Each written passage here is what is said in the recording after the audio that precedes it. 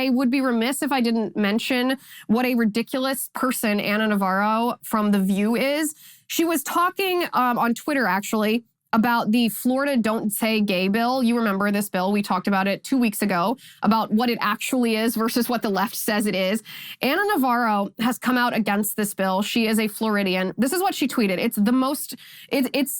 It's such a disingenuous tweet that's why I need to address it. This is what she said. She said, quote, "I have gay friends who as kids were beaten by parents trying to flog away the gay. One is the son of a now dead former Florida state senator. He berated and beat my friend mercilessly and shoved his head into the toilet bowl to, quote, straighten him out. I hope legislators reconsider this," end quote. Two things. First of all, what she just described is child abuse that is already illegal under the law. That is illegal, and that's awful. It's abhorrent, and my heart aches for this child who was abused by his parent. Period. That's all there is to say. Nobody thinks that is right. However, what Ana Navarro is doing is trying to make it seem like this is the norm, trying to make it seem like this bill in Florida, which actually just protects parental rights, protects the right of parents to know what's happening with their children in school, especially with their health care, their physical and mental health care. She's trying to make it seem like this would be the result or the common consequence of the bill. And that is just an abject, disgusting lie.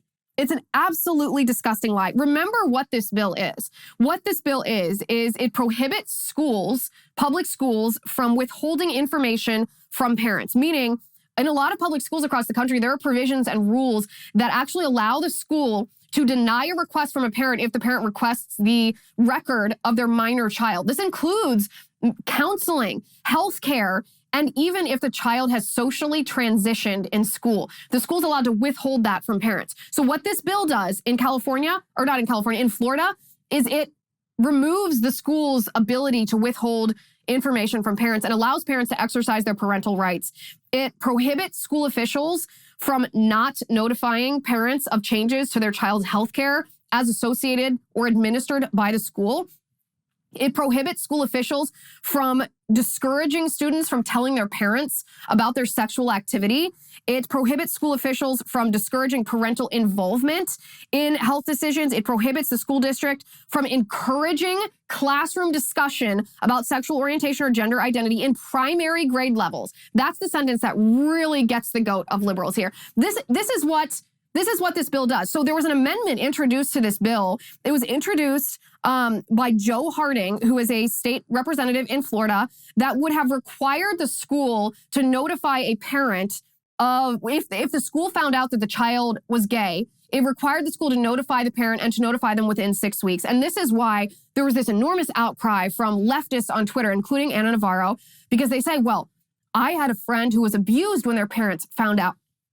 This is what I would say. Two things. First of all, the amendment was not written well.